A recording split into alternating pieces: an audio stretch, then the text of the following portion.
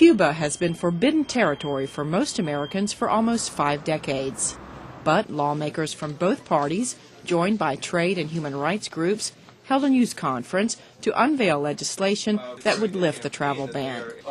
Democratic Senator Byron Dorgan says the restrictions are part of a long-standing U.S. policy that has failed to promote change in the communist country. This issue today with respect to the travel restrictions is a failed policy that has failed for 50 years, and it's long past the time to change the policy.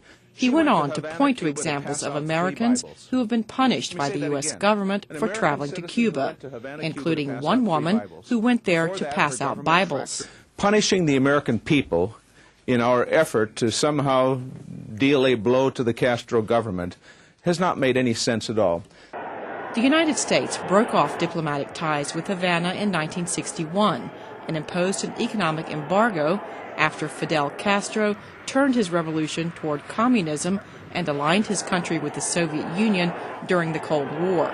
Last year, the ailing Mr. Castro formally handed over power to his brother Raul.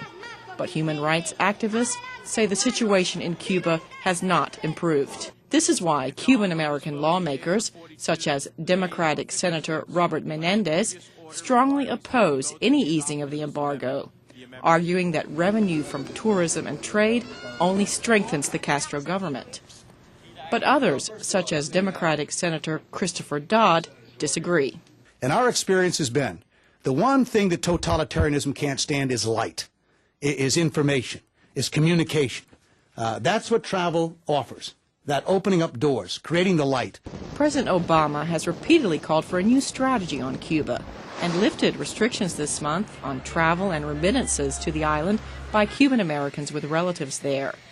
Senator Dorgan and his colleagues say they hope they can move the bill to the Senate floor and to the President's desk for signature later this year. Cindy Sain, VOA News.